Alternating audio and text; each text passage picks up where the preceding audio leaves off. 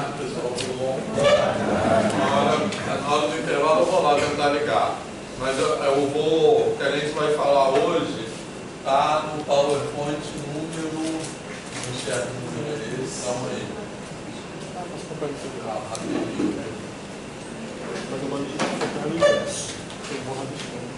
Número 9. Que é grandezas e medidas. Beleza? Mas assim, se estiverem acompanhando aí, eu acho que nem precisa. Assim. Que foi o mesmo que nós falamos na aula passada. Certo? Que a gente falou de grandezas comensuráveis e incomensuráveis e fez a demonstração da incomensurabilidade da diagonal do lado do quadrado. Essa demonstração não está nesse PowerPoint, está em algum outro, tá? Mas aqui eu mudei a ordem, beleza? Mas antes de começar a falar sobre isso, a gente vai continuar daí. Eu queria conversar com vocês um pouco sobre a avaliação, que a gente não falou sobre isso ainda, eu venho me esquecendo toda a aula sobre isso, beleza, pessoal? Tá? Assim, então, queria combinar com vocês como será a avaliação da disciplina e tentando, assim, não falar muito, porque eu poderia também dar uma palestra sobre avaliação, eu vou tentar não fazer isso. Por que eu estou falando isso? Porque eu acho que a forma como a gente avalia na educação básica, na educação superior, mais ainda, principalmente matemática, é completamente equivocada, tá? Eu acho que a gente tem que abandonar completamente aquilo que a gente pensa como avaliação e fazer de uma maneira completamente diferente.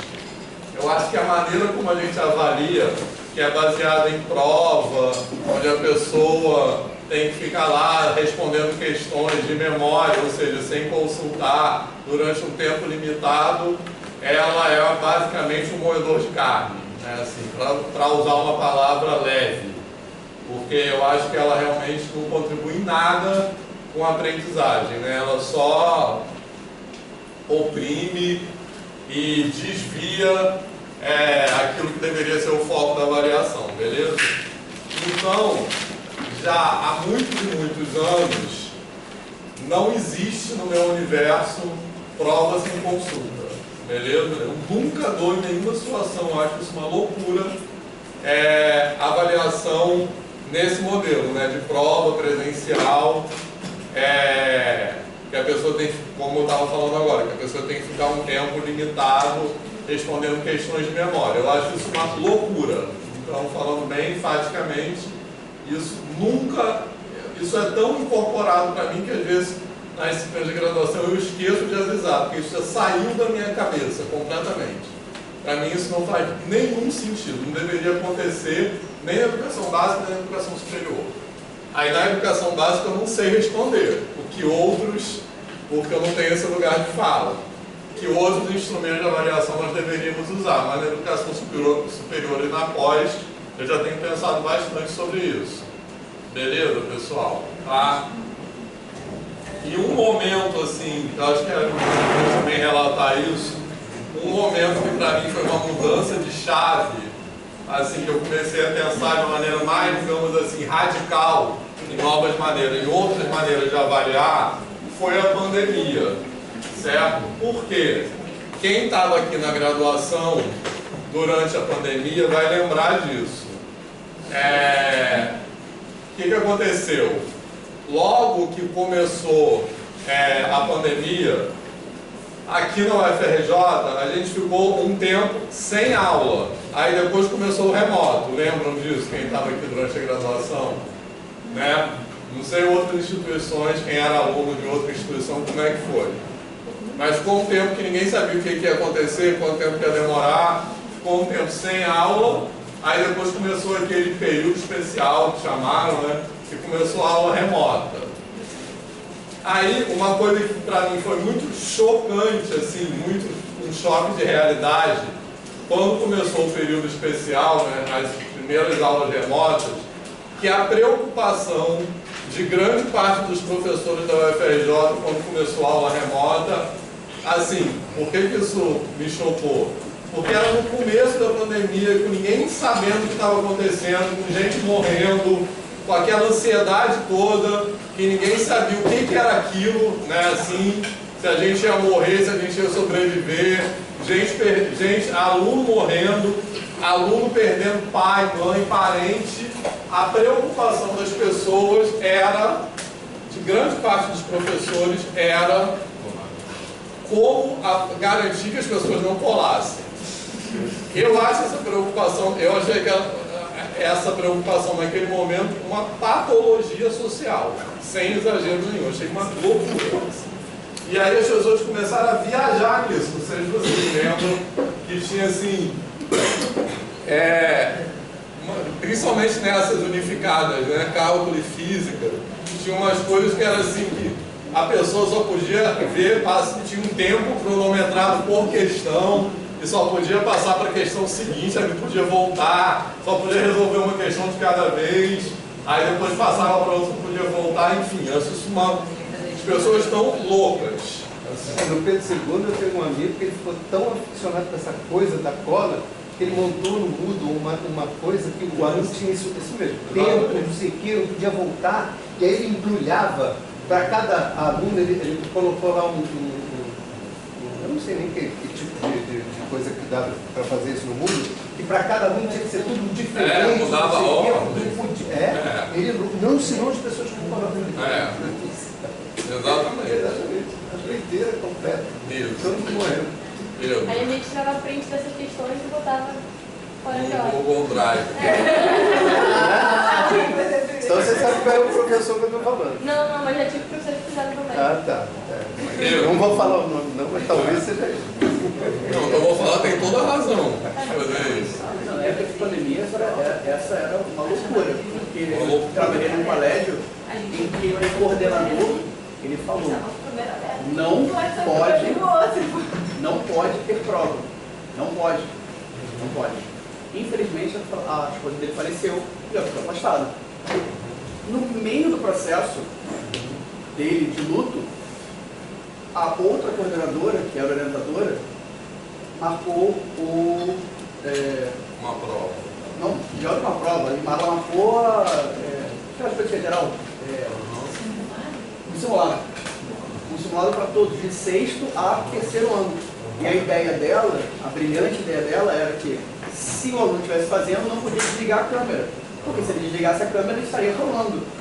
A alegação dos alunos foi: tia, eu uso o celular, eu não tenho computador. Então quando eu saio do Meet, desliga a câmera. Eu vou levar zero. Era isso. Triste. Tipo, gente, além do cortar o cara que, tipo, né, que acabou de perder a esposa, é loucura. Então, era esse grau de loucura. Raquel. Não, porque também teve isso de fazer a prova com a câmera ligada, só que aí, como ela falou, tirava print onde estava nada, porque abria o WhatsApp web, tava com a câmera ligada, Tem acho que não abriu uma outra aba. Abriu uma janela de no navegador. Enfim. E aí, teve na época um grupo lá que tinha vários. Um grupo aí que eu tô que tem vários grupos desses que tinha vários professores da UFRJ. Aí teve, na verdade, o pessoal da física aqui, não sei se vocês lembram, que eles queriam chamar a Polícia Federal, né? Por isso que os alunos, porque na prova de física os alunos colaram, usaram o Google Drive, sei lá, colaram. E aí, isso só não aconteceu porque a reitora Denise, que era a reitora na época, não deixou, né, assim. E tipo, em que mundo vocês estão, né? Sei lá, a Polícia Federal, na época do governo Bolsonaro, já era a Polícia Federal. Isso é um descolamento da realidade. Eu acho isso muito grave, realmente. A gente está rindo, mas eu acho gravíssimo. Isso mostra a cabeça dos professores, grande parte dos professores da UFRJ. E lá na época, no grupo, eles falaram que os alunos colaram pelo Google Drive. Eu falei assim, eles colaram porque vocês pautam dessa maneira. Assim, por quê? O que eu quero dizer com isso? Porque a avaliação, e é esse ponto que eu quero chegar, ela é passada passada pelos alunos como um jogo de gato e rato. Ela é passada para os alunos assim, quem vai enganar quem, entendeu? Então eu vou passar uma questão mais difícil que ninguém vai acertar e você vai ficar inventando maneiras, estratégias de como contornar isso. Então os alunos usaram o Google Drive para colar porque a regra implícita da avaliação é essa, assim, da prova unificada e tal. Então é super normal e esperado que seja assim, porque o jogo que é passado é esse. Então não pode ser esse jogo, a avaliação. Eu estou falando isso para chegar, assim, eu acho que é importante isso, tanto para explicar para vocês como eu tenho pensado em avaliação e para que vocês pensem nisso. Eu acho que esse incidente da pandemia foi um incidente extremo, né? Mas acontecem coisas parecidas o tempo todo aqui. Então é importante que vocês problematizem isso para não levarem isso para a prática de vocês. Que eu acho que isso... Todo mundo assinou? Não, ela não passou por aqui. Porque eu acho que isso que é a grande questão, né? Assim, existe uma coisa... Assinou? Tá. Porque existe um esquema perverso, não só na avaliação, mas nas práticas docentes que acontecem na formação de professores na universidade, é que elas são meio um rito de passagem, né? Então as pessoas sobrevivem a essas, né, essas práticas, elas são formadas como professores, então aqueles que sobrevivem, se a gente não problematiza, não pensa isso, a gente vai ser impelido a reproduzir essas práticas, que tem uma coisa que às vezes a gente faz sem querer. Ah, eu sobrevivi, então todo mundo vai ser. Então, tipo tropa de elite, né? Exatamente. Isso aí. Eu lembro que nunca será. Um ano e eu estava tendo aula com o professor e o professor falando de avaliação, ele solta.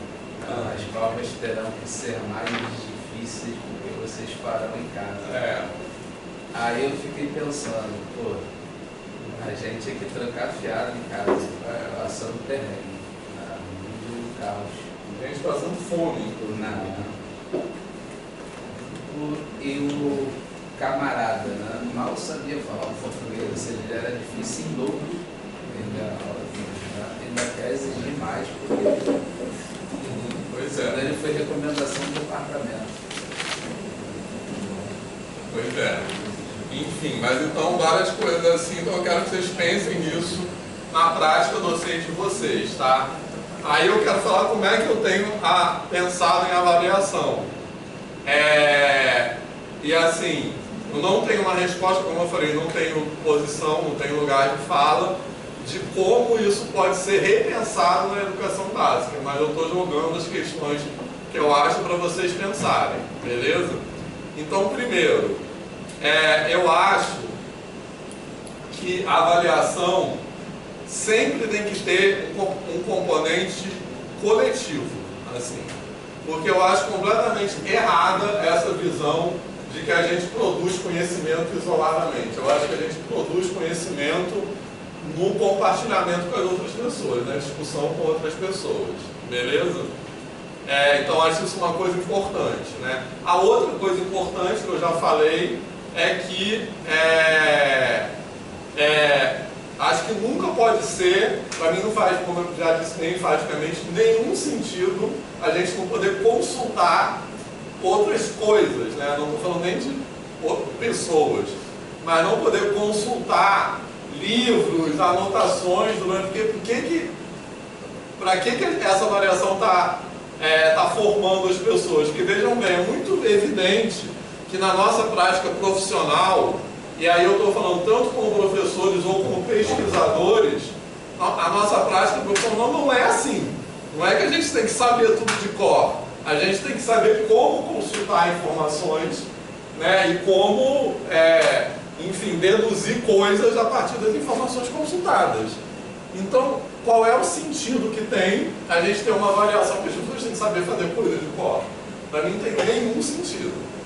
Então,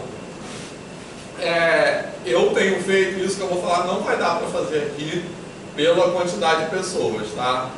Mas é o seguinte, eu vou dar questões para vocês fazerem em casa, então, periodicamente eu vou dar uma ou duas questões sobre a matéria que acabou de ser abordada. Então, semana que vem eu já devo liberar a primeira, tá? Sobre essa parte da matéria de medida, contagem, etc.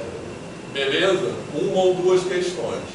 E aí a gente vai combinar um prazo para vocês fazerem em casa e para vocês fazerem em casa para conversar com as outras pessoas, não é para fazer individualmente, tá? Eu estou falando isso porque às vezes as pessoas tentam esconder que elas não sabem Então, que eu falo assim, dessas questões, eu espero respostas individuais que sejam construídas coletivamente, entendeu? Então vocês vão ver, eu vou botar depois dos anos anteriores lá para vocês, acho que eu não botei ainda, mas eu vou botar lá para vocês. Semana que vem, Vai ser a partir da semana que vem. Semana que vem eu já devo liberar a próxima, porque na outra semana não vai ter aula de novo, tá? Semana que vem tem aula, calma, deixa eu pensar, semana que vem é dia o quê? 9. Aí nesse 16 não vai ter aula. Aí vocês podem ficar fazendo essa primeira questão. Então, assim, vocês vão ver que pela natureza da questão, são questões que pedem respostas individuais, tá? Porque não é só assim, vai ter demonstre isso, mas vai ter também explique coisas sobre a demonstração, ou explique coisas sobre os conceitos. Então vai ter uma parte da questão que são respostas da percepção de vocês mesmo, que eu quero pedir, não quero só que vocês resolvam coisas. A parte mais conceitual. Né? A parte mais conceitual. Então essa parte mais conceitual, eu espero que vocês coloquem respostas individuais. Não é para copiar a resposta um do outro, mas eu quero que vocês conversem sobre as respostas, troquem ideias uns para os outros. Beleza? Mas é isso que eu quero dizer com respostas individuais construídas coletivamente. Vai ter alguma divisão sistemática de grupos ou é uma coisa... Não, cada um entrega a sua. Mas vocês podem... As respostas são individuais, entendeu? Mas aí vocês podem conversar à vontade. Bota no grupo do WhatsApp, por exemplo. E alguém lança a ideia, tô pensando nisso, o que vocês acham? E aí as outras pessoas vão falando, isso, mas a gente vem pegar então, mas aí como é que eu tenho feito? Só para terminar essa parte. Como é que eu tenho feito? Da seguinte forma, eu faço essas questões, aí depois, no final, eu faço uma conversa individual com cada um sobre essas questões. Essa conversa individual não vai dar, porque não dá uma conversa individual com cada um. Então, eu estou pensando no final da disciplina, a gente marcar uma conversa em grupo, entendeu? Então, aí depois vocês escolhem grupos de tipo 4 pessoas e a gente marca uma conversa sobre, no final do semestre, sobre todas as respostas que vocês tiverem mandado, entendeu? Beleza? Fala. Sugestão, pode gravar de repente no vídeo. Sim, eu já pensei em fazer isso, mas nunca consigo organizar. De repente é uma ideia, porque como tem muita gente... Na matéria do ano passado, aquela... Isso. Você fez isso, podia, né? Gravar. Eu vou falar isso, vou fazer isso também eu sempre faço e tenho feito isso, né? Assim, na pós. Beleza, pessoal? Então isso vai ser um item da avaliação. De vez em quando eu vou liberar essas questões, vocês fazem e entregam. Beleza? Ainda sobre essas questões, vocês podem botar, não precisa botar, se você, que é outra característica que eu acho que a avaliação não pode ser, como eu falei agora há pouco, não pode ser um jogo de gato e rato. Então não pode ser assim, eu vou tentar, o professor vai tentar colocar uma questão difícil e os alunos vão tentar enganar o professor que sabe responder aquela questão, né? Assim. Então vocês podem escrever, inclusive, dificuldades que vocês tiveram, não é para dar só a resposta. Se vocês não conseguiram fazer alguma coisa, podem colocar isso também na questão, beleza? Isso aqui não consegui fazer, então é para botar, para ser sincero, eu vou avaliar isso. Você falou da educação básica. Então, lá quando a gente deu uma evoluída para metade da nota não ser com aquela prova formal. Ainda não se pode abrir mão, ainda está se discutindo. Só que, por exemplo, o que eu faço? Eu pego essa metade da nota, eu faço um chamado, na verdade é um trabalho. Eu separo em grupos de 3 na sala e pode consultar. E aí eles ficam muito espantados quando professor, você pode tirar dúvida? Eu falei, claro. Mas então pode, o senhor vai ajudar? Eu falei, claro que vou, não tem problema.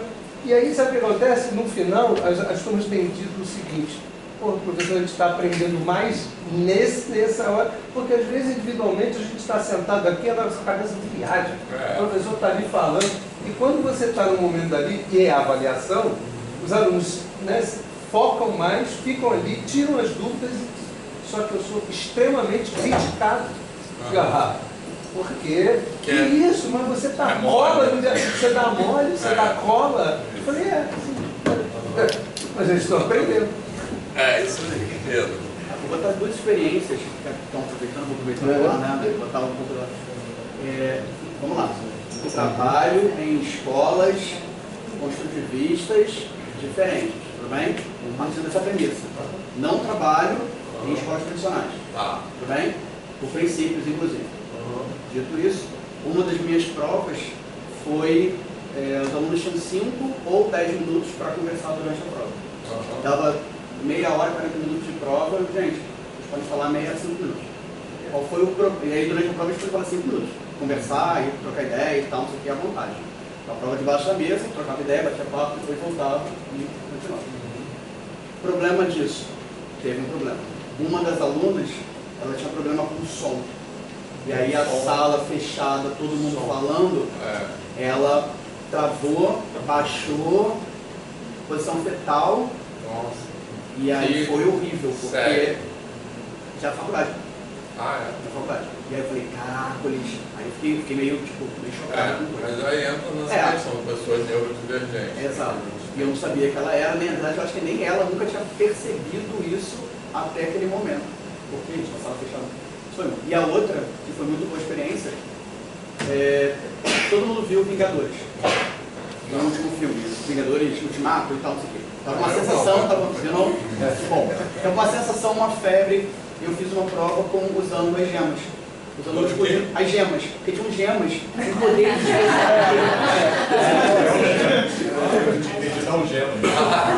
Mas é o seguinte, tinham poderes especiais. 5 poderes especiais. Tempo, e aí, se você escolhesse o tempo, você podia refazer uma questão.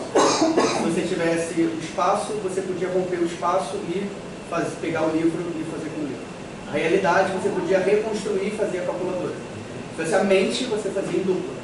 Se você tivesse o poder, você podia destruir uma questão. E a mente, a alma não existia porque não tinha sido ainda. Foi no dia que lançou, não é spoiler, não pode falar sobre isso. E aí foi legal porque os alunos gostaram de fazer a prova. Legal. E a prova, obviamente, é matemática, né? Mas Estão lutando. Eu não ia conseguir fazer. Mas foi legal. Então, assim, acho que... Mas você ia falar outra coisa que não foi legal. Não, acho que essa eu não tive nenhum problema que eu tenha percebido. Eu acho só mesmo da outra que teve mais. Nós não temos o NAP, né? É o Núcleo de Apoio a Pessoas com Necessidades Especiais. Então, essas pessoas, acho que não têm condições de fazer, não sei o que, fazem individualmente, nós dividimos em salas separadas, assim, autismo, não sei o que, TDAH, nós tudo separadinho, dá um trabalho do caramba, a gente faz provas diferentes, né? Eu, por exemplo, eu trabalho com um grupo de cegos, um dos meninos acabou de ficar cego. Ele era baixa visão e acabou de ficar cego com 17 anos. E assim, aí você tem que trabalhar de maneira completamente diferente. Então nós lá conseguimos fazer isso. É uma instituição federal, é outra coisa. Mas a gente está individualizando, inclusive, algumas provas. Entendeu? Aqui, a prova, vamos tirar essa palavra, a avaliação. Alguns já não fazem mais prova, a gente conseguiu fazer isso. Nos atendimentos do NAPNE, a gente vai avaliando ao longo dos atendimentos e não precisa fazer a prova formal. Né? É uma evolução. Mas então, é isso. Eu acho que vocês, eu estou falando isso tudo porque eu acho que vocês têm que pensar isso na própria prática de vocês. É claro que outras instituições vão ter restrições maiores, né? Mas a gente sempre tem que pensar sobre isso até para poder argumentar, né? Assim, porque sempre tem alguma brecha, né, que a gente consegue nas instituições. Beleza, pessoal? Bom, e essa coisa da individualidade, eu acho que tem dois aspectos disso, né? Um que eu acho que é falso, que a gente produz ideias sozinho, né? A gente produz ideias trocando com os outros. E outra que eu acho que a gente tem muito uma escola voltada para o fomento ao individualismo, né? Assim, principalmente em matemática. Que essa coisa de saber quem é o aluno melhor, eu acho que isso não deveria ter importância nenhuma, né? Assim, então esse estímulo à competitividade mesmo, né? A falta de colaboração, né? Então, uma perspectiva mais Ubuntu, assim, que eu acho que a gente precisa. E, beleza? Então, isso é uma coisa. E a outra coisa da avaliação que eu quero passar para vocês é um trabalho que esse pode ser individual ou em grupo, certo? Para vocês escolherem. E aí eu tenho feito sempre nas disciplinas de pós-graduação duas modalidades de trabalho. Um que eu chamo de relatos de experiências de vocês na disciplina, que esse é para vocês escreverem, não necessariamente escreverem um texto, mas produzirem um relato. Depois eu vou botar lá no Google Classroom explicadinho, assim, mas para vocês produzirem um relato sobre o que a disciplina provocou em vocês. Tanto de reflexão sobre o conteúdo, como de reflexão sobre a trajetória de vocês como alunos e também reflexão sobre a prática docente, atual ou futura de vocês, para quem não dá aula ainda, né? Beleza?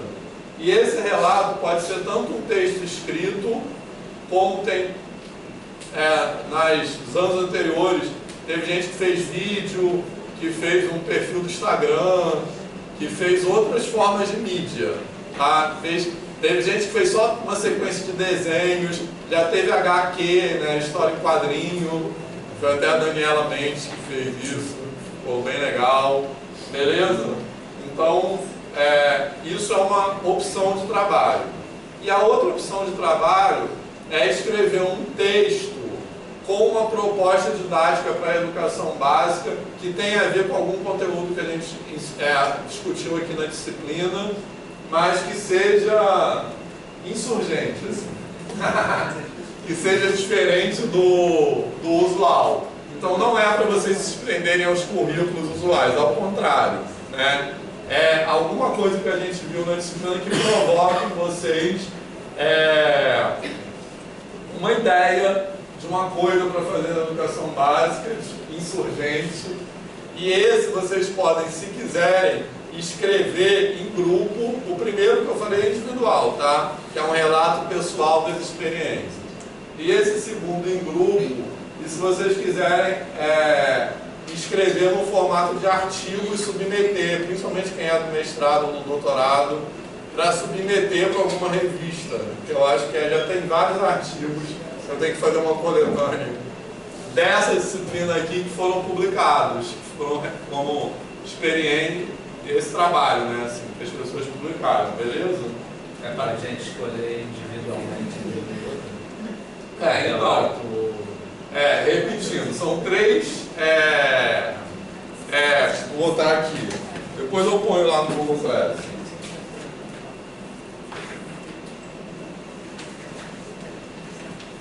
Então,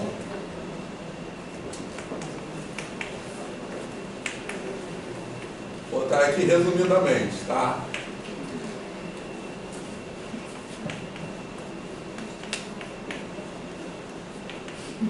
Isso aqui é daquela que eu falei, individual, mas para fazer coletivamente, beleza? Que eu quero escrever resumidamente, assim. A outra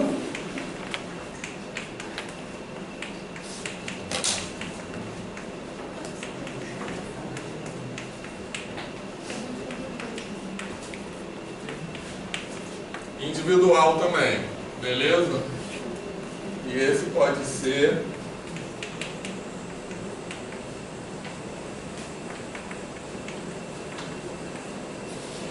Tranquilo?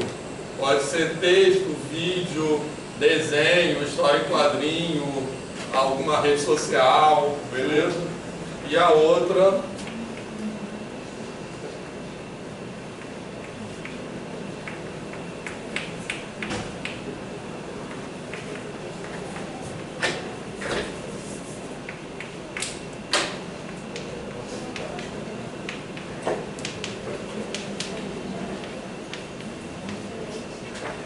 Esse aqui em grupo, mas se quiser pode ser individual também, né? Assim, em grupos de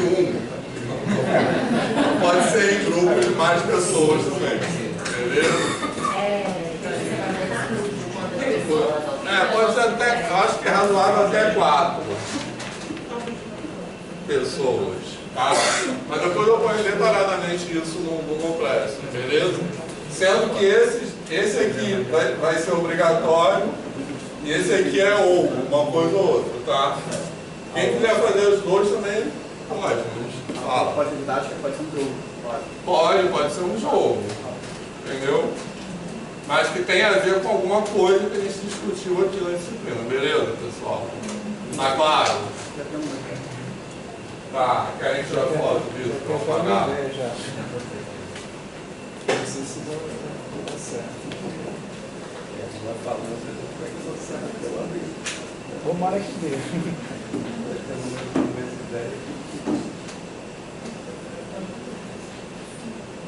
Beleza? Tá. Então vamos lá. Posso apagar?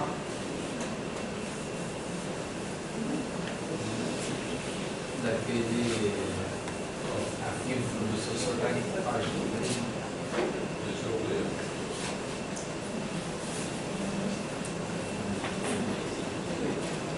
A gente é o PowerPoint 9, página 12, que a gente vai começar, que é operações com números de grandeza. Beleza? Tá? Bom, então olha só, pessoal, o que a gente vai falar hoje é o seguinte.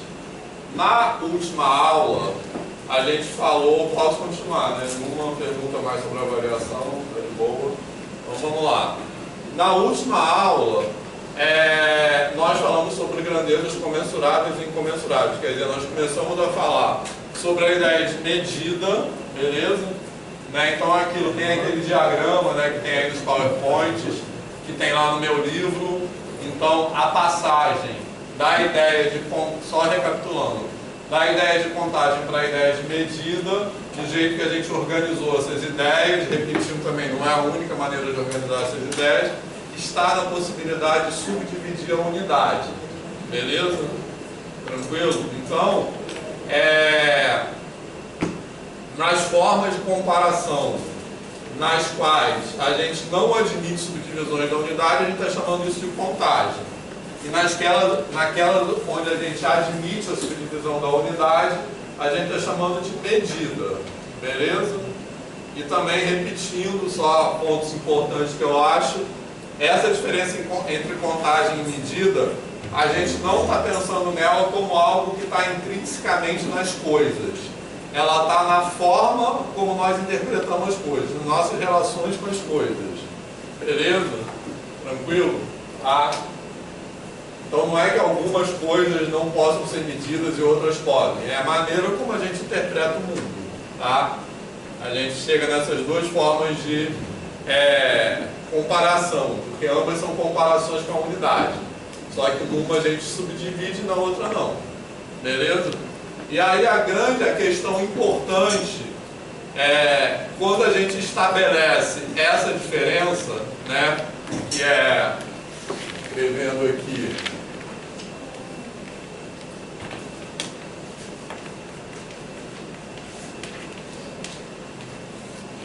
que está essa passagem aqui.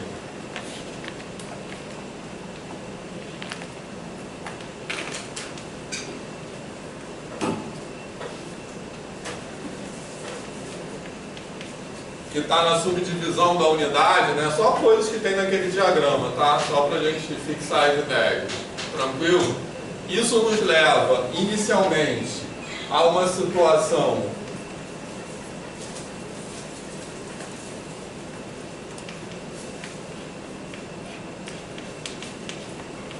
comensurabilidade, beleza? Aproveitando, nos inspirando nas palavras que eram usadas na matemática grega. Então isso nos leva inicialmente a uma situação de comensurabilidade, tranquilo? Que a gente falou na aula passada. Então o que é a comensurabilidade? Duas grandezas são comensuráveis quando elas têm uma subunidade comum, beleza?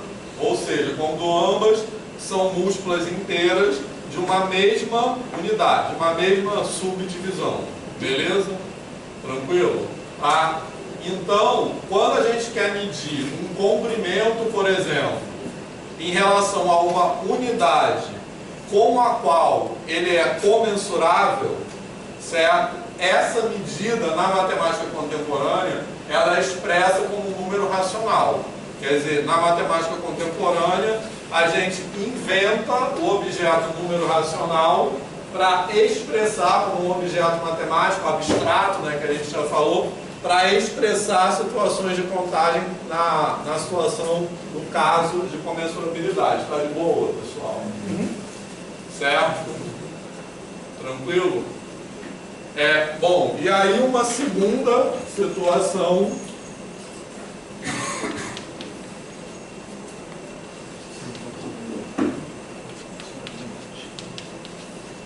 é a incomensurabilidade, né?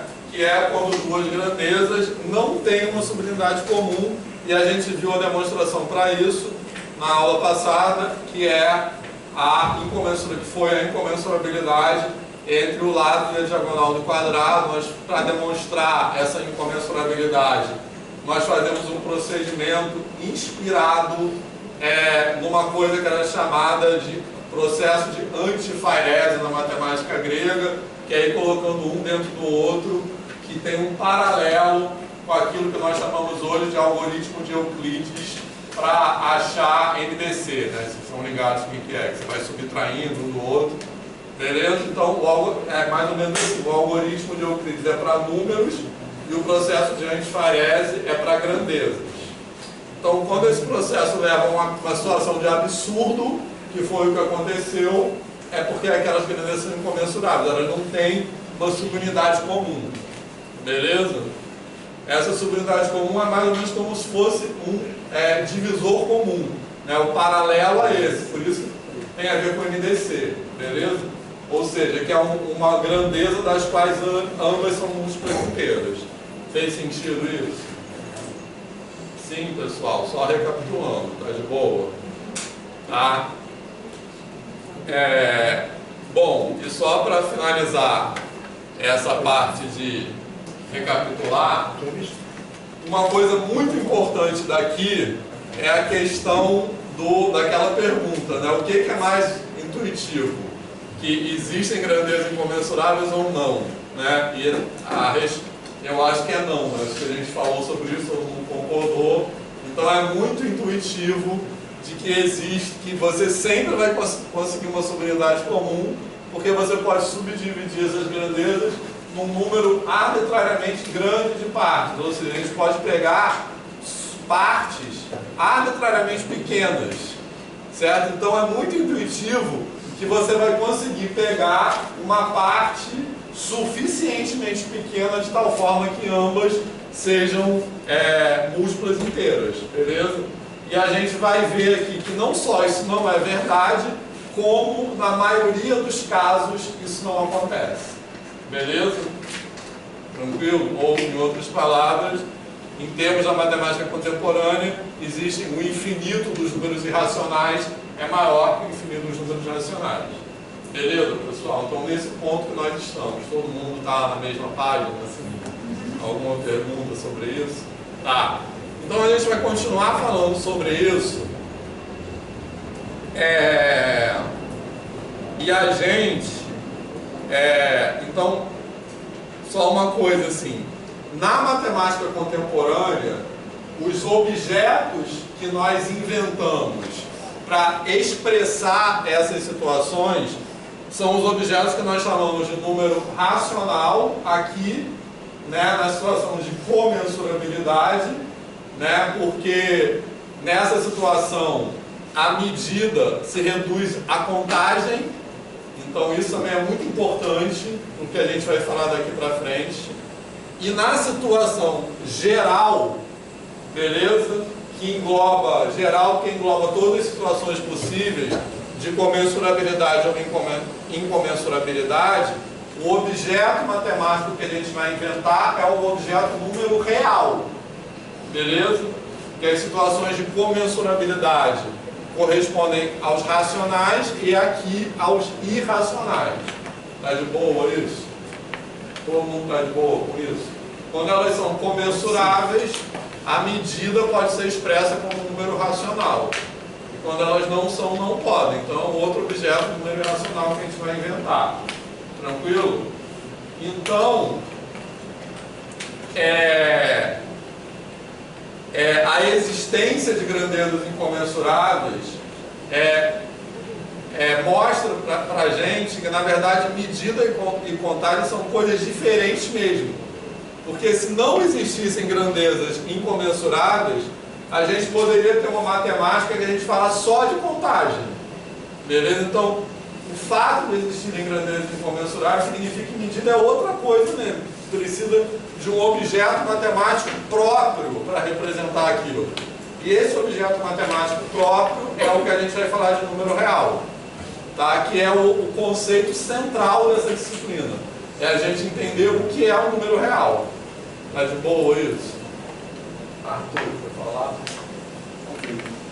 Mas eu me sinto muito aberto para falar, porque na primeira metade eu ainda estava pensando no que você falou antes, não sei se eu prestei muita atenção. Mas é porque você falou de comensurabilidade relacionando a racionais e comensurabilidade com racionais. Mas eu tenho muito na minha mente como um conceito relativo, no sentido de eu vou comensurar o quê? Então, por exemplo, I e 2I são comensuráveis entre si. Entende? Sim, com certeza. Todo mundo entendeu isso? Tá? Então eu não necessariamente iria associar comensurabilidade exclusivamente aos racionais. Mas eu quero dizer assim, se não existissem grandezas incomensuráveis, a gente não precisaria... Entendi o que você está falando. Esse é o ponto, beleza, pessoal? Certo? Tá. Tranquilo? Tá. Porque o que eu quero dizer é importante isso que ele falou, né? Porque π e 2π são comensuráveis, tá? Beleza? Mas o que eu quero dizer é assim, a gente precisa dos números irracionais na matemática contemporânea para representar, para expressar matematicamente situações nas quais a grandeza que a gente quer medir é incomensurável com a unidade de medida. Beleza? Tá de boa isso? Tá, então, por exemplo, se a gente usa o lado de um quadrado como unidade de medida, a diagonal é incomensurável com esse lado, portanto, a medida será um número irracional. A mesma coisa a gente usa o diâmetro de um círculo para medir o seu perímetro. Certo? Beleza? Tranquilo? Então, a questão como existem grandezas incomensuráveis, os números racionais não são suficientes para expressar qualquer medida. Tá? Então, e essa frase que eu acabei de falar está no âmago dessa disciplina, porque nessa disciplina o nosso principal objetivo é falar sobre o conceito de número real na matemática contemporânea. Beleza? E tudo isso que eu estou falando é para dar sentido a essa ideia. É para falar que história é essa de número real. Beleza? Então, por isso que eu falei. Essa frase que eu acabei de falar é fundamental. Tranquilo?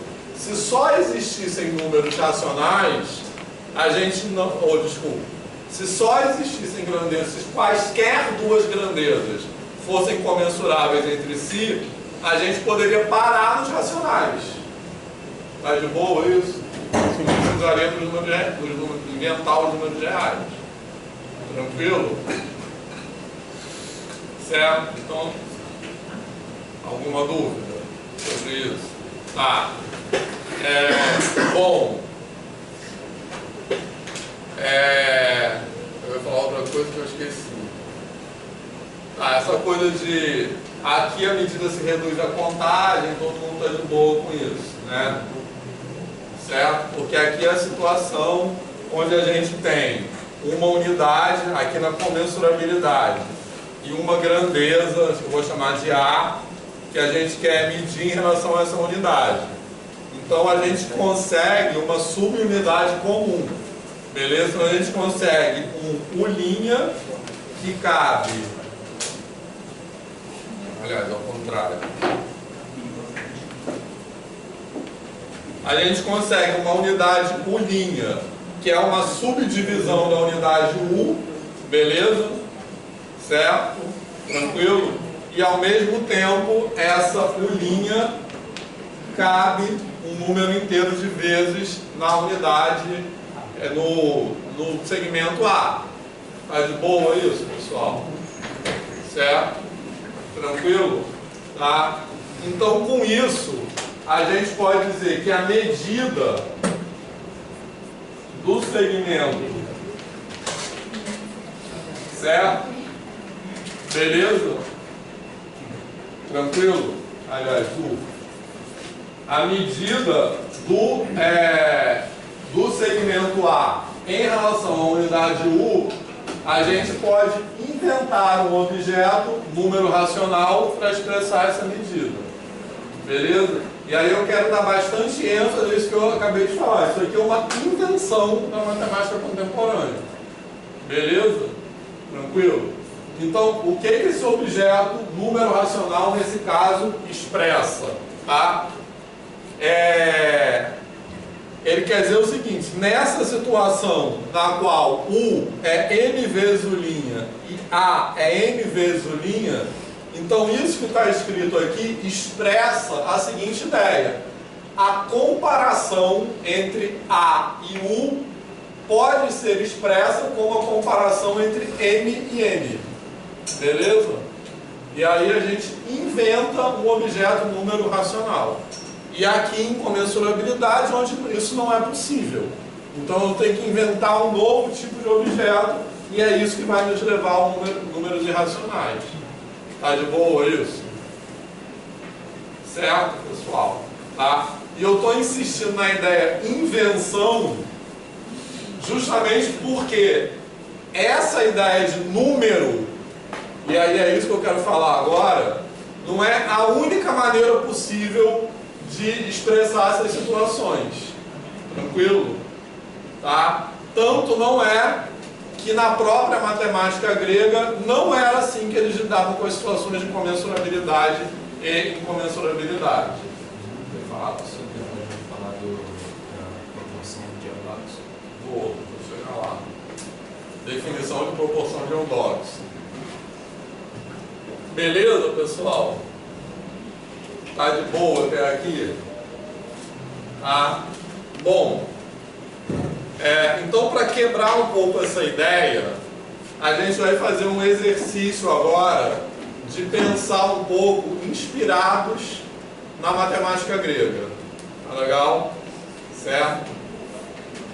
Então esse é um exercício, que é um tipo de exercício que eu acho muito importante, que ele é um exercício de desaprendizagem. Certo? Que é parecido com aquele das outras bases, né? Que é um exercício de desaprendizagem, para a gente sair um pouco daquilo que a gente está acostumado de pensar. Tá legal? Certo? Então, justamente, exercício de desaprendizagem é para quebrar a nossa crença de universalidade da matemática, tá? Porque essa matemática contemporânea não é a única maneira possível de pensar nas coisas, tá? Então, daqui a pouco, eu vou chegar nessa definição de proporcionalidade de Eudoxo, que justamente essa definição é uma definição super difícil de entender, mas a gente vai tentar, mas justamente... quando muda para os incomensuráveis. Quando muda para os incomensuráveis é bem difícil, mas a gente vai fazer o exercício. Mas justamente, essa definição de proporcionalidade de Eudoxo era uma maneira que existia na matemática grega de dar conta de comparação entre grandezas comensuráveis e incomensuráveis sem usar o conceito de número.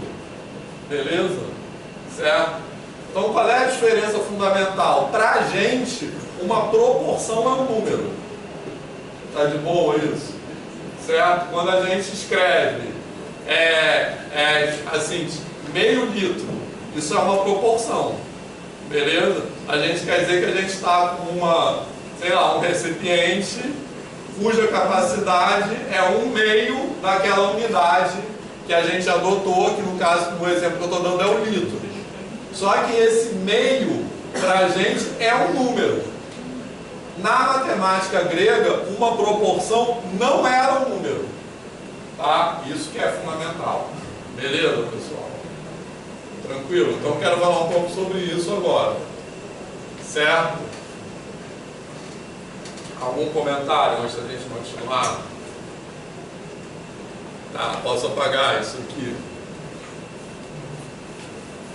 Então, esse N sobre M na matemática grega não era um número. E nem era expresso assim, não existia essa notação na matemática grega. E aí quando chegar na definição de Eudoxo, a gente vai falar mais sobre isso, tá?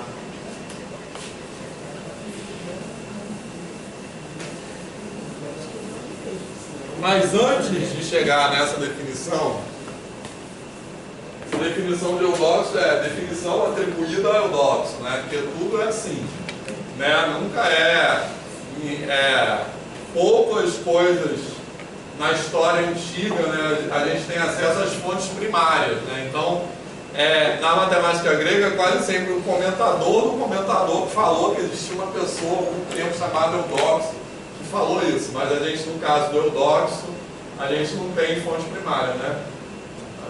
Acho que não. Do Eudoxo, né? A gente tem não sei quem falou de não sei quem falou dele. Tá? Então é muita coisa assim, certo? Tranquilo? Mas então, vamos lá. Eu quero... Bom, o que eu falei, que a gente vai fazer um exercício inspirado na matemática grega, certo? E esse é um exercício de desaprendizagem, porque eu não posso dizer que a gente vai fazer alguma coisa como os gregos faziam, que eu não sei fazer isso, tá? Porque é muito diferente da maneira que nós fazemos. Para começar, como vocês já devem saber, a matemática grega era uma matemática, até grande parte da história, da cultura da antiguidade grega, era uma matemática inteiramente retórica, que não tinha simbologia. Tá? Então é muito difícil pensar em matemática para a gente sem simbologia. Então por isso que eu não posso falar que a gente vai fazer da maneira que os gregos faziam. Mas a gente vai tentar pensar inspirados nos que os gregos faziam, tá? Num aspecto específico, que é o seguinte: na matemática grega existia o mundo dos números e o mundo das grandezas. Já ouviram falar nisso? Certo? Assim, vocês já estão fazendo disciplina de história da matemática, né? Aqui no temático. Agora. Tá, e quem é da graduação também tem essa disciplina. Não sei se já fizeram ou não, mas vão fazer alguma hora. Já fizeram ou não? Já estou vendo. Você está dizendo quando ela estava escrevendo o livro dela. Aqui no temático. Aqui no temático, na especialização. Então vocês estão fazendo coisa errada aqui no temático. Eu fiz isso. Mas ele já falou sobre isso, não? Alguma hora ele vai falar sobre isso. Aquele normal, sem ser aquele normal. Mais ou menos, o texto que ele mandou a gente ler agora fala sobre música, aí fala um pouco disso, a visão mais geométrica e a visão mais aritmética. Legal. Aí eu entendi que tem uma diferença. Então, bom, mas na verdade, uma maneira que eu acho para perceber isso é a seguinte: quando a gente fala na matemática contemporânea, a gente fala essa frase aqui, ó.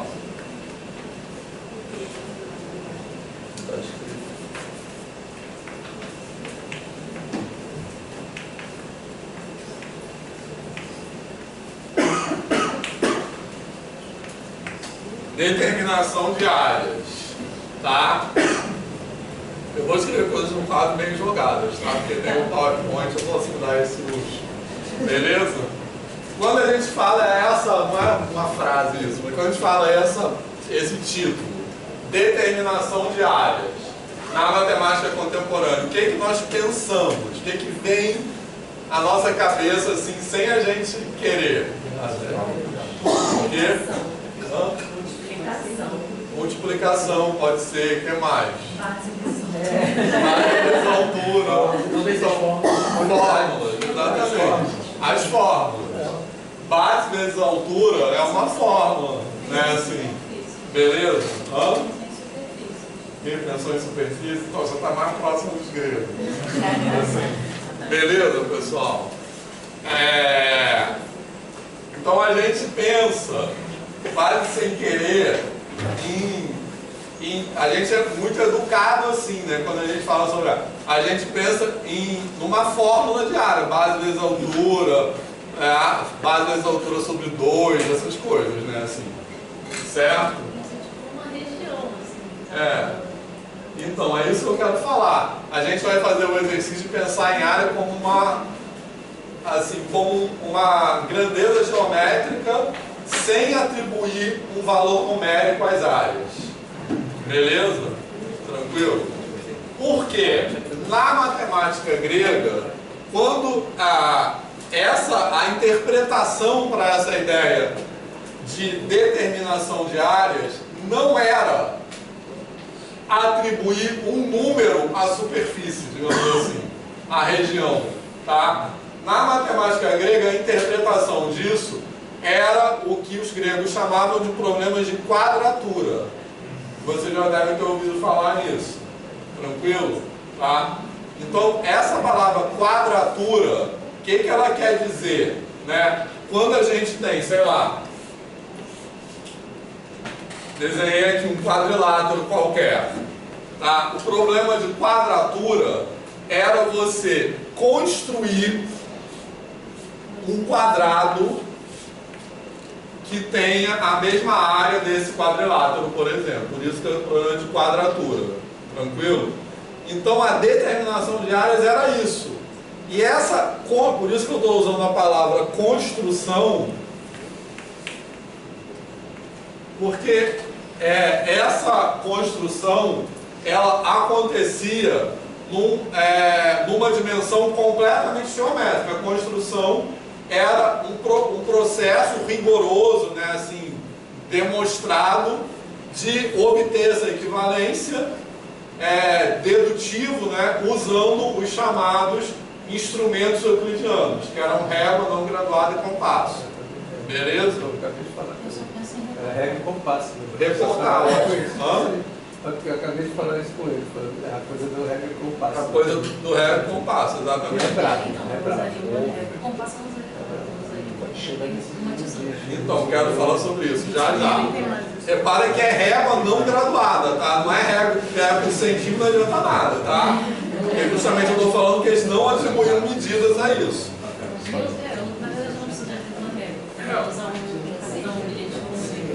Exatamente, algo que dê para... Isso. Beleza, pessoal? Tá de boa isso? Tá? Então, só assim, o que a gente quer dizer com instrumentos euclidianos? Toda a matemática euclidiana, né, ou seja, a matemática que é relatada no livro Os Elementos, ela é baseada naquela axiomática. E aquela axiomática, por sua vez, ela é enunciada com base nesses instrumentos euclidianos. Então, o que era a régua? Um dos axiomas que estava lá nos elementos de Euclides que que assim, do jeito que estava enunciado lá era assim, que uma reta finita pode ser prolongada indefinidamente. O que ele chama de uma reta finita? É o que a gente chamou de um segmento. Tá? Então ele diz que um segmento de reta ele pode ser prolongado indefinidamente. Então a régua servia para isso. Beleza? Para traçar coisas retas, não para medir. Tranquilo? Outro axioma lá do livro de Euclides era que você pode traçar um círculo com qualquer centro, qualquer raio. Esse axioma era largamente usado nas construções euclidianas, para você transportar coisas, né, achar coisas equidistantes, era tudo com base nesse axioma. Beleza, pessoal? Tá de boa? Isso. Então, os problemas de quadratura eram isso. Você construir geometricamente um quadrado que tem uma área equivalente à figura que você tem. Aí tem também a quadratura do círculo. Vocês já devem ter ouvido falar isso. Qual é a questão da quadratura do círculo? É impossível com régua e compasso. Não existe uma construção com régua e compasso que você consiga um quadrado com a mesma área de um círculo dado, só com outros instrumentos. Professor, o problema da quadratura é construir um quadrado que tem área equivalente. Há uma figura dada, a figura que você tem. Beleza, pessoal? Tá tranquilo isso? Então, o que é importante a gente ter em mente aqui é que tudo isso era feito sem entrar nada de número. Beleza? Construção. Outro exemplo disso é uma das proposições do livro de Euclides falava, por exemplo, sobre área de um paralelogramo. Beleza? Mas como é que era o enunciado dessa proposição no livro de Euclides? Nos elementos. Era o seguinte: a área de um paralelogramo é equivalente à área de um retângulo com mesmas bases e altura. Tranquilo? Como é que a gente leria isso na matemática contemporânea? A gente leria o que vocês falaram aí, base vezes altura. Beleza? Mas para eles não era base vezes altura, porque eles não estavam pensando nisso como número. Beleza? Como é que eles estavam pensando? Mais próximo do jeito que a Natália falou, que você pode recortar um pedaço aqui e colar aqui. Beleza? Quer falar? Beleza, pessoal? Tranquilo? Então, a gente pode falar de equivalência de áreas sem falar de números. Beleza, pessoal? Tá? Bom, outra observação que eu acho que é muito relevante ser feita sobre isso, que tem tudo a ver com isso que a gente está falando de problemas de quadratura, é sobre o uso do teorema de Pitágoras na matemática grega. Todo mundo já sabe o que é isso ou não? Pode falar disso, Bom. Com áreas, né? Com área, exatamente. Então, primeiro aquela coisa dos quadrados. Isso. Exatamente. Então, vamos lá. Primeira observação importante sobre o teorema de Pitágoras, que ele não é de Pitágoras. Mas tudo bem, você deve ter ouvido falar isso. E é uma coisa engraçada sobre isso. Os egípcios já conheciam dois Isso. Então, aí tem várias questões que envolvem isso, beleza? Primeiro que outras culturas já conheciam, mas assim, eu acho que tem que ter cuidado ao falar isso, pelo seguinte: a gente não pode dizer que os egípcios, os mesopotâmios conheciam o teorema de Pitágoras da mesma maneira que os gregos conheciam, mas eles conheciam enunciados que, à luz da matemática contemporânea, nós interpretaríamos como aquilo que nós chamamos hoje de teorema de Pitágoras. É um pouco complicado, mas eu acho que é uma visão historicamente diferente, porque ao dizer isso, eu não estou considerando aquela linearidade histórica, beleza? Então a gente não vai considerar que aquele enunciado que os egípcios conheciam era uma versão, digamos, mais atrasada do teorema de Pitágoras na matemática grega, beleza? Porque ele estava situado em outras práticas, daí é que está. Então, o enunciado lá que os egípcios conheciam e que a gente identifica, a identificação está na maneira que a gente olha, não lá nos egípcios. Então, esse enunciado era usado para problemas de agrimensura, né, que tinha várias questões das cheias do rio Nilo, né, que o rio Nilo enchia tudo e quando esvaziava, você tinha que recuperar os terrenos. Enfim, eram outros usos. Então, a gente não pode dizer que era uma outra versão do mesmo teorema, beleza? Tranquilo, justamente porque a gente não acredita na universalidade. Mas voltando aqui à matemática grega. Então, na matemática grega, aquilo não é de Pitágoras porque a escola pitagórica não lidava com geometria. A escola pitagórica lidava com disposições numéricas, né? Então eles trabalhavam com aqueles números triangulares, números não sei o que, estão ligados? O que é isso? Números pentagonais, tinha todos números amigos, tinha toda uma questão que era uma coisa meio mística, inclusive, né? Assim, que a gente chamaria de místico hoje. Então eles lidavam com disposições numéricas, beleza? Então essa ideia de atribuir esse resultado a Pitágoras é uma simplificação histórica muito grande. E não só é uma simplificação histórica, como ela é uma idealização da matemática, né? Assim, daquela maneira que eu já falei, que foi um cara muito genial que descobriu, que inventou aquilo ali, beleza? Certo? E uma coisa engraçada sobre o Teorema de Pitágoras, que eu percebi quando eu comecei porque eu estou no programa de pós-graduação em educação também, né? Aqui na UFRJ, depois de muitos anos como professor, sempre trabalhando aqui no Instituto de Matemática, foi uma experiência muito bacana para mim quando eu comecei a primeira vez dar aula de disciplinas para pessoas que não são de matemática. Então, disciplinas de formação de professores, aí tem pessoas de história, educação física, outras áreas. E quando eu uso esse exemplo, que o Teorema de Pitágoras não é de Pitágoras, para as pessoas que não são de matemática é um choque. Primeira vez que eu falei isso, eu não... Sério? Assim? Mas por que eu acho isso importante? Porque isso é uma expressão da idealização da matemática muito grande. Né? Pitágoras é quase um ícone da matemática, né? Pitágoras, assim. Então, quando isso é quebrado, isso é falso, né? Assim. Enfim, beleza, pessoal? Mas o Teorema de Pitágoras, na matemática grega, ele... Pois é. E o de Tales tem muito a ver com incomensurabilidade também, mas depois a gente fala sobre isso. Mas, enfim, o Teorema de Pitágoras, assim, usando esse nome, né, ele, na matemática grega, esse enunciado, que a gente chama de Teorema de Pitágoras, ele não é um teorema sobre comprimentos, como a gente entende hoje. Ele é um teorema sobre áreas, beleza? Que era usado em problemas de quadratura, beleza? Então, o Teorema de Pitágoras era largamente usado em problemas de quadratura. Então, o que era o Teorema de Pitágoras? Era isso aqui, você desenha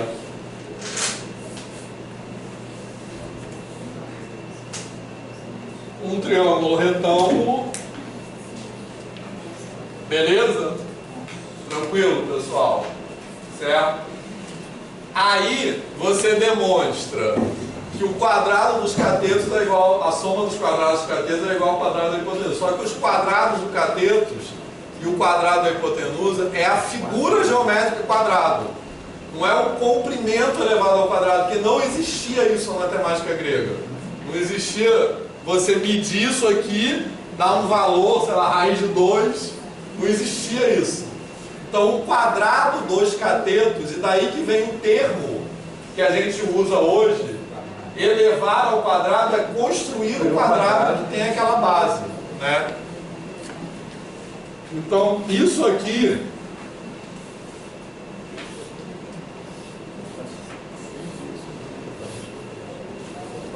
que são os quadrados dos catetos e o quadrado da hipotenusa.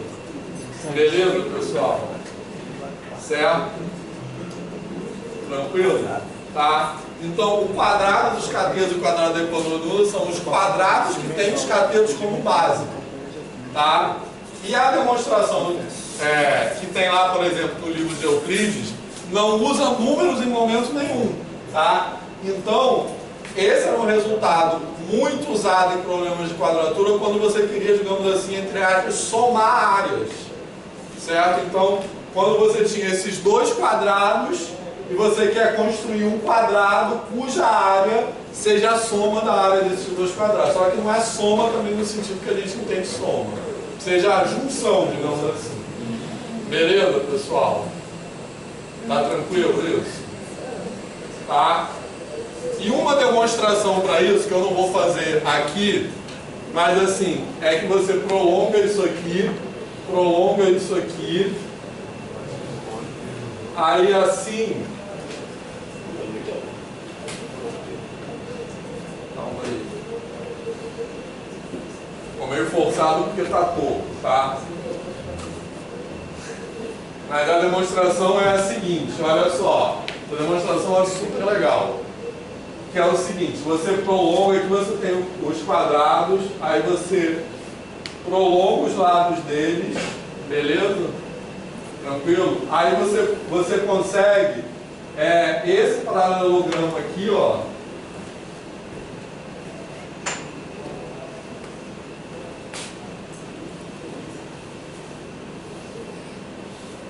E esses dois paralelogramos aí. Tranquilo, pessoal? Estão vendo essa construção que eu fiz? Beleza? Tá? E aí você demonstra, na verdade você consegue demonstrar, não é muito difícil, que esse triângulo que aparece aqui, ó, é congruente ao próprio triângulo retângulo original. Tá? Então, com isso, você consegue os lados congruentes das coisas e você consegue mostrar que esse paralelogramo aqui é congruente a esse quadrado. E esse paralelogramo aqui é congruente a esse quadrado. Beleza? Tá de boa? Tá? Porque você vai conseguir mostrar, ele tem a mesma base e você consegue a igualdade das alturas aqui. Beleza, pessoal? Eu estou quase fazendo a demonstração toda. Não, mas é quase isso, assim. Porque, ó, esse triângulo aqui, ó, a gente consegue a congruência dele com esse aqui. Tranquilo? Esse aqui, ó. Esse aqui. Ele vai ser congruente a esse triângulo retângulo original. É que eu estou falando tudo bagunçado, mas a gente começou de um triângulo retângulo e a gente construiu os quadrados. Beleza? Tranquilo? Esse triângulo retângulo é congruente a esse porque, olha só, primeiro ele tem um cateto em comum, tá claro? Esse cateto aqui é em comum com esse, tá de boa? Porque ele foi construído assim. Todo mundo... do quadrado. Hã? Tá do quadrado, exatamente. Porque isso aqui foi um quadrado. Beleza? Isso. Aí os ângulos vão ser iguais. Certo? Tranquilo?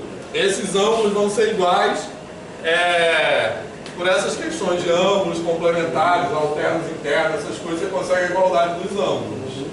Beleza? E porque aqui é um ângulo reto. Então você consegue a igualdade desse ângulo com esse e desse ângulo com esse. Tranquilo? Certo? Então quando você tem um lado congruente e todos os ângulos congruentes, você tem a congruência dos triângulos.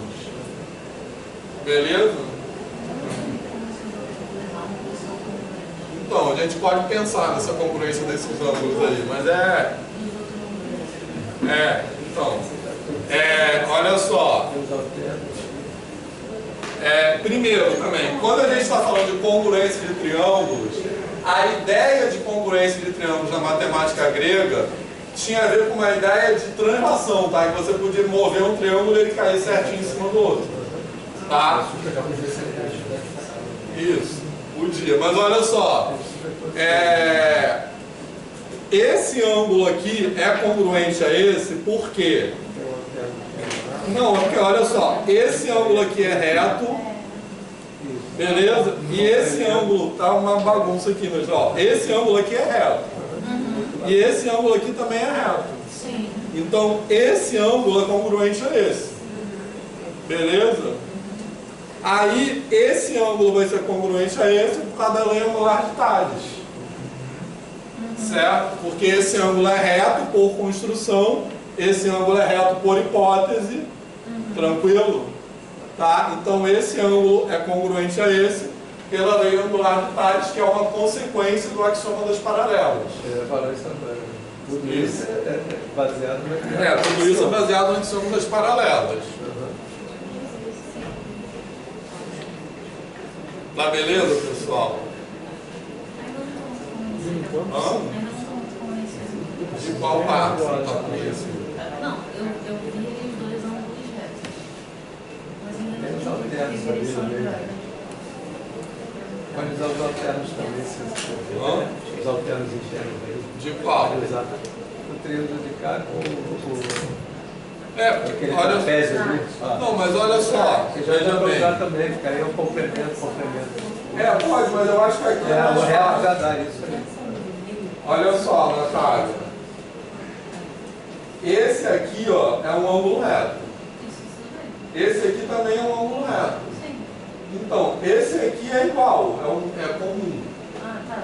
Então, esse aqui é um ângulo reto, menos isso, e esse Os aqui dois são também. complementares. Os dois são complementares no mesmo ângulo, exatamente. Pronto, aí sai a congruência de triângulos. Beleza? Então, esse triângulo aqui é congruente a esse triângulo aqui. Beleza? Bom, aí, na verdade, para essa parte a gente não precisa disso.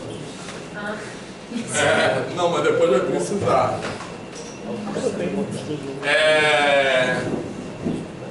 Calma aí. Aí esse quadrado, por outro lado, esse quadrado é congruente a esse paralelogramo, tá legal? Certo? Beleza? Alguma dúvida? Porque eles têm mesma base e mesma altura. Tá legal? E esse paralelogramo é congruente a esse retângulo aqui.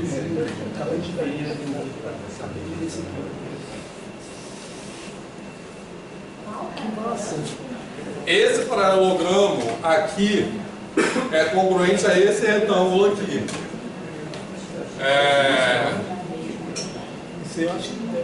Aí calma, para que a gente precisa congruência esse triângulo aí?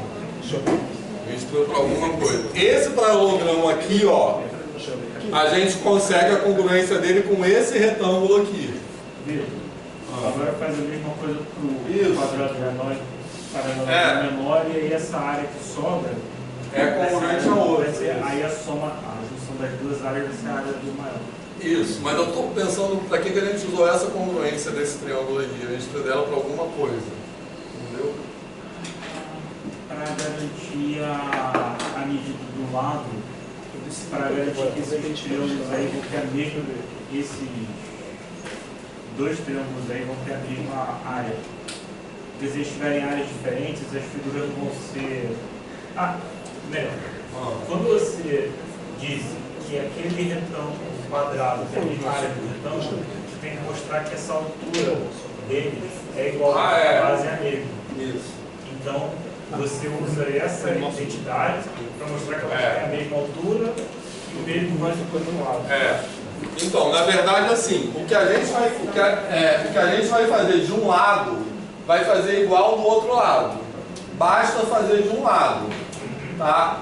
Então, o primeiro passo é mostrar que esse quadrado é congruente a esse paralelogramo aqui. Todo mundo viu? Beleza? E depois, esse paralelogramo aqui é congruente a esse retângulo. Tá legal? Certo? Então eu vou ter que esse quadrado aqui, ó, que é um dos quadrados catetos, é congruente a esse retângulo aqui, tá de boa? Certo? Aí o mesmo argumento vale para o outro lado. Então a gente vai chegar que esse outro quadrado do cateto é congruente a esse retângulo aqui. Tá de boa? Certo ou não? Sim.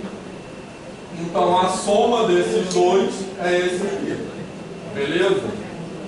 Alguma dúvida? Não, eu estou super tranquilo aqui. Tá. Se quiser, eu tenho a demonstração do Euclides aqui. Tem demonstração do Euclides, que é diferente dessa. Aquele triângulo ali também, igual aquele triângulo que forma ali. É igual a esse aqui também. Vitor, como você concluiu a igualdade de baixo? Desse paralelogramo com retângulo. Eu acho que é para isso que a gente precisa desse triângulo aí. Impressionante. Mas se eu não me engano, tem algum passo que relaciona os lados com a projeção da faceta da esquerda. É isso. Só um lado. Mas É para isso, ó. Olha só, vamos lá. Bom, primeiro eu mostrei que esse retângulo é congruente a esse, beleza? Tá? Então a gente vai usar isso, tranquilo? Aí a gente tem dois passos. Um é mostrar que esse quadrado é congruente a esse paralelogramo, beleza? Certo? E o outro é mostrar que esse paralelogramo é congruente a esse retângulo, beleza? Para mostrar, vocês estão acompanhando ou querem que eu faça colorido as coisas assim? Sério? isso é bom. Então, olha só. Esse quadrado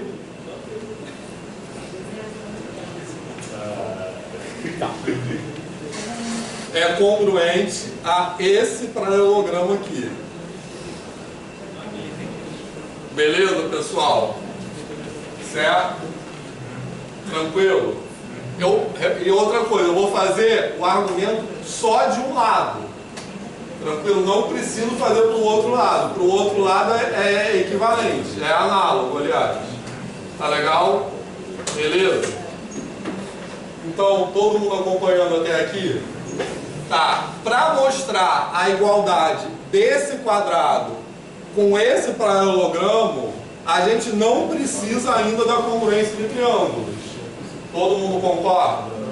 Certo? Porque, por construção, esse quadrado e esse paralelogramo têm a mesma base e a mesma altura. Tá legal? Isso é pela construção que a gente fez. Alguma dúvida sobre isso?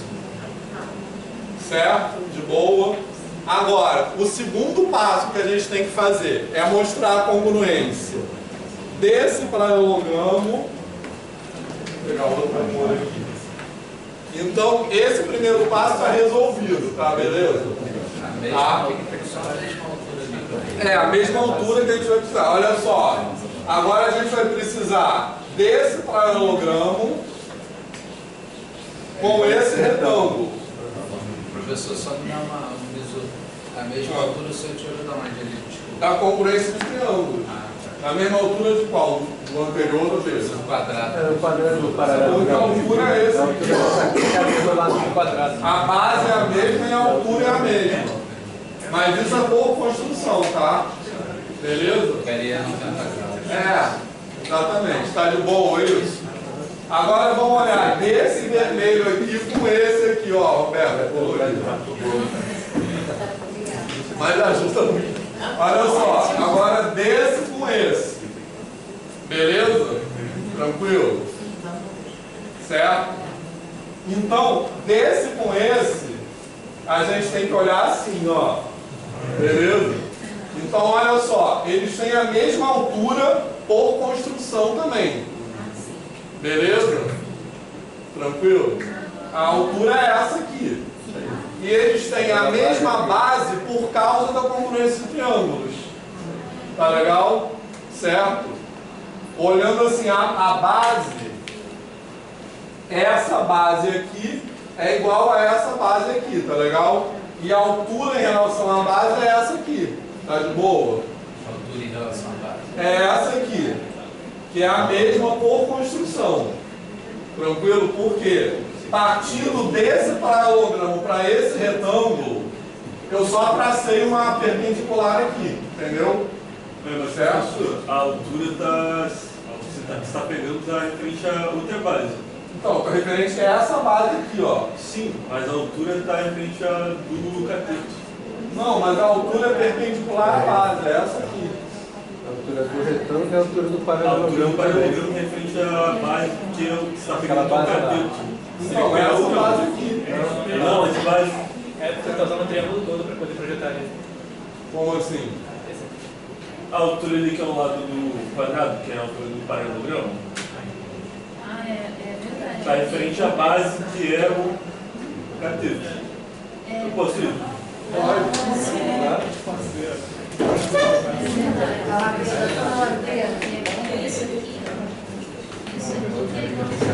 Então, essa altura que está aqui, você está pegando frente a esse cara aqui, que é o cateto. Não, eu tô pegando agora essa altura aqui, ó. Que é a projeção. É. Então, o que eu analisei seria fazer o quê? Pega esse triângulo aqui, certo? Aqui é 90 graus, beleza? Aqui também 90 graus. Só que você tinha falado que esse ângulo aqui é o com dois riscos, não é? É. E esse aqui com expulsor, né? É. Então esse aqui de cima, esse outro triângulo novo, teria que ser com risco também, né? Sim. Então eu vou tentar representar esse cara aqui embaixo e tentar pegar a semelhança entre eles. Não, não precisa. Porque ele está vendo esse Vitor. Olha Mas só, é pegando a base lá. então, aqui, olha só, a altura, olha para esse Essa base do retângulo aqui. paralelogramo alto. Esse retângulo. A base é essa Isso. e a altura é essa. Isso. E lá no paralelogramo a base é aquela lá. Não, a altura é perpendicular à base, a base é a mesma altura. Mas a projeção. Olha, mostra a base lá do paralelogramo também, que é o mesmo. Então, a base do paralelogramo é essa e a altura é essa. Isso aí. E esse B é igual a de B de baixo. Sim. Não? Ele é assim, ó. Aquela base ali é igual a base aqui. Isso. A base é a altura. É, Tem que olhar ao contrário, assim. porque olha só, Olha daqui pra cá, ó.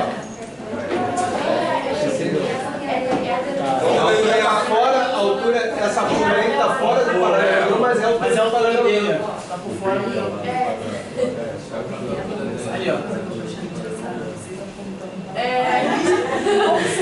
Desenha Olha lá, tá vendo? Desenho esse.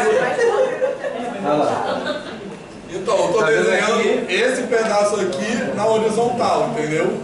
Ele girou ali. Beleza? Então, a altura é essa e a altura é essa. A base é igual. Que é aquela base lá. Não, isso que É isso daí. isso é exatamente. Aí a altura e Não, lá é a isso base. está A base é falando igual. outra A possibilidade. base é igual lá. Hã? Essa é a base e a mesma coisa. Tá. Agora imagina, Vitor, eu primeiro dia de aula no Pedro II, o rapaz cego, Ronaldo, é enxergometria, e eu esqueci que ele estava na sala de aula. Aí, ih, professor, não estou vendo não. Nossa, mal charado. Então, olha só, pessoal, todo mundo.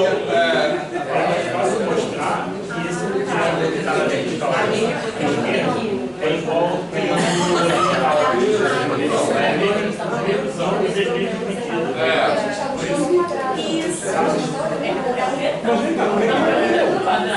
Olha só, vou fazer de novo, tá? O desenho no começo. Aí a gente vai para o intervalo. Olha só. Ah, sei. O laboratório de matemática tem um desse. Então, desse. A gente fez um desse. Beleza? Vamos lá. Então agora eu vou construir esse retângulo aqui e esse retângulo não, e esse quadrado aqui da hipotenusa, beleza?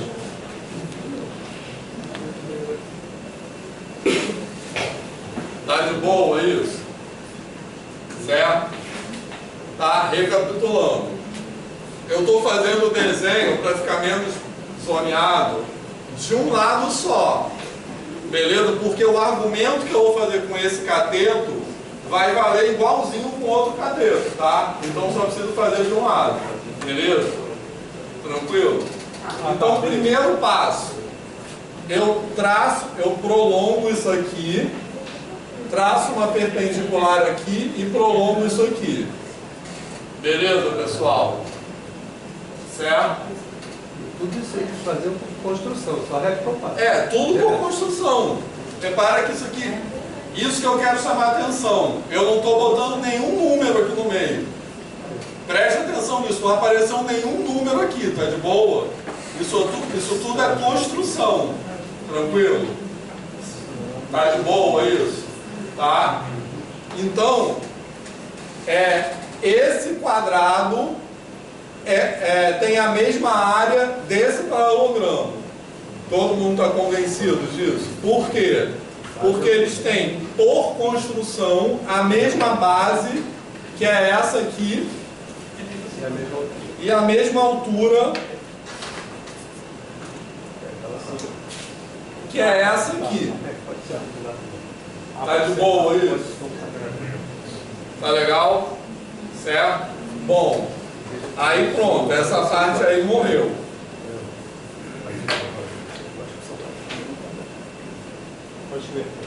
Tá legal? Certo? Agora, a segunda parte. Eu vou mostrar agora que esse paralelogramo é congruente a esse retângulo aqui. Esse retângulo aqui, tá? Certo? Como é que eu construí esse retângulo? Eu só prolonguei essa perpendicular aqui. Tá? Então, por construção, isso aqui é perpendicular. Tá de boa? Certo? Então, olha só. Como é que eu vou olhar, como é que eu vou comparar esse paralelogramo com esse retângulo? A altura é essa. Por isso que eu falei, tem que olhar deitado. A altura é essa. Tá? Então, a altura dos dois é igual por construção. Alguma dúvida nisso? Beleza? A altura é igual por construção. Por quê? Porque eu construí esse retângulo baseado na perpendicular. Tá de boa? Certo? Então, o que me falta para concluir a demonstração? Como eles têm a mesma altura, eu tenho que concluir que eles têm a mesma base. Beleza? Agora, quem é a base? A base de um é essa, e a base do outro é essa aqui, tá de boa? Porque é a altura relativa a essa base. A altura é um segmento perpendicular à base. Tranquilo? Aí, como é que eu sei que essa base é igual a essa? Pela congruência do triângulo. Então, a congruência do triângulo eu só preciso para isso. Beleza? Tranquilo? Porque, olha só, quem é essa base desse... Quem é a base desse retângulo aqui? É a hipotenusa do triângulo, concorda? Por quê? Porque aqui é um quadrado. Tá de boa? E quem é a base desse triângulo aqui também é a hipotenusa, porque esse triângulo é congruente a esse. Então, ó, aqui é a hipotenusa, aqui é a hipotenusa, aqui é a hipotenusa. Beleza, pessoal? Você tinha feito a congruência antes, né? Isso, só serve para isso. Só serve para isso. Você fez a congruência antes, largou ela, depois, aí agora... Isso, porque ficou confuso a outra vez. Por quê? Justamente isso que o Ronaldo falou, tá? Eu fiz a congruência primeiro e não usei. Porque a congruência ela só serve para cá, ela não serve para cá. Beleza? E agora, todo mundo se convenceu? Sim. Tá de boa? Então a congruência serve para isso, mas obviamente aí que entra a hipótese do triângulo ser retângulo, tá? Porque sem isso eu não conseguiria a igualdade, tá? Aí esse outro pedaço a gente consegue fazer analogamente. Analogamente, exatamente. Esse triângulo aqui, pelo mesmo argumento, vai ser equivalente a esse aqui. Tá de boa, pessoal? Certo? Tranquilo? Tá? Bom, então o que é para prestar atenção? Nem ia fazer isso aqui, tá? Não estava programado, mas como vocês pediram, eu sigo o fluxo, assim. Olha só, o que é importante entender, né, algumas coisas importantes para entender nessa demonstração do Teorema de Pitágoras, tá?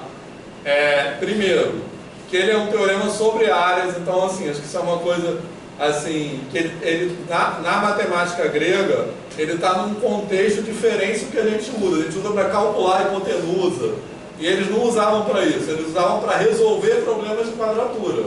E o que são problemas de quadratura? São igualdades de área, beleza?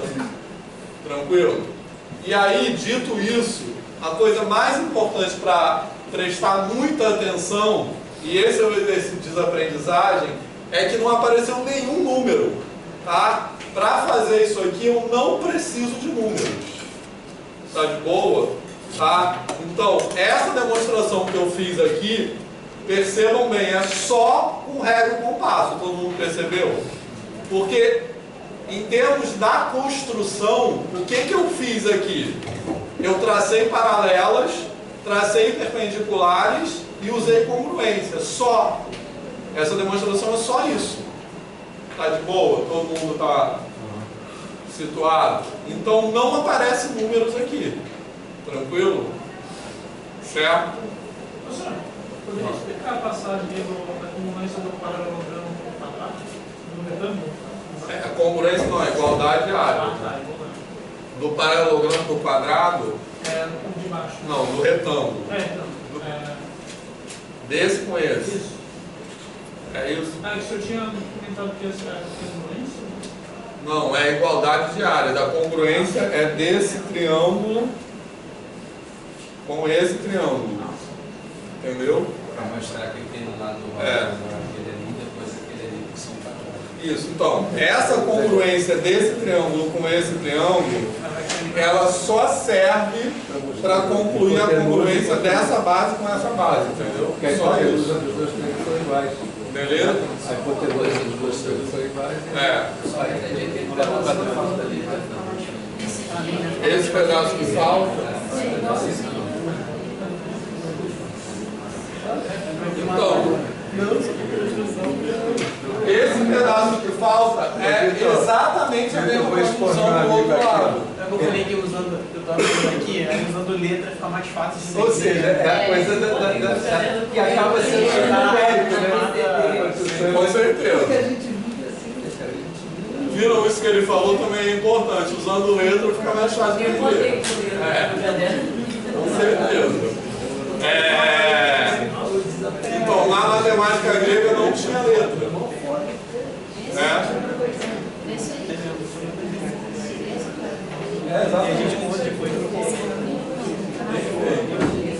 A Natália fez um desenho lindo aqui, todo colorido na hora. Beleza, pessoal?